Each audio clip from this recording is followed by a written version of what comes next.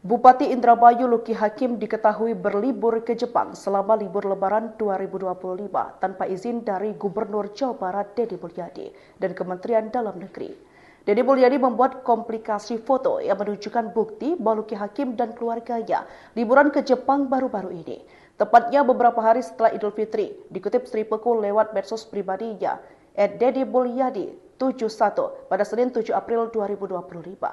Menurutnya sesuai aturan Kementerian Dalam Negeri, kepala daerah yang berpergian ke luar negeri tanpa izin berisiko diberhentikan sementara selama 3 bulan.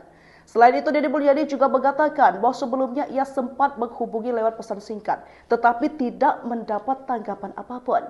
Menurutnya, seharusnya di masa Lebaran ini Luki Hakim tetap berada di kantor, baik untuk menerima silaturahmi dari warga maupun memantau bila terjadi hal-hal yang mengancam keamanan masyarakat Indramayu.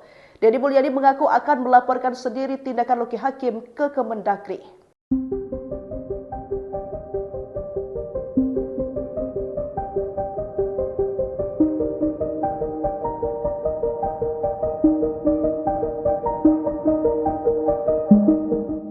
Gubernur Jawa Barat Deddy Mulyadi memberikan sindiran halus kepada Bupati Indramayu Luki Hakim.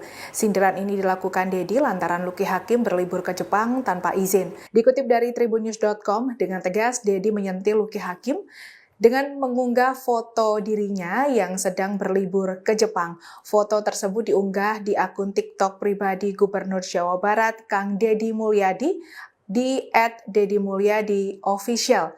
Minggu 6 April 2025. Dalam unggahan tersebut, Deddy mengatakan selamat berlibur untuk Luki Hakim dan berpesan jika nanti pergi ke Jepang diharapkan izin terlebih dahulu. Tak hanya itu, pesan WhatsApp Deddy juga tidak dibalas. Kegiatan liburan Luki Hakim ke Jepang tergambar dari foto-foto yang tersebar di media sosial.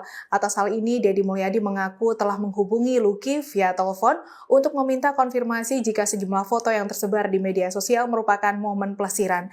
Sementara itu, Deddy mengungkap kepergian Luki Hakim ke Jepang tidak mendapatkan izin dari Gubernur dan Kemendagri.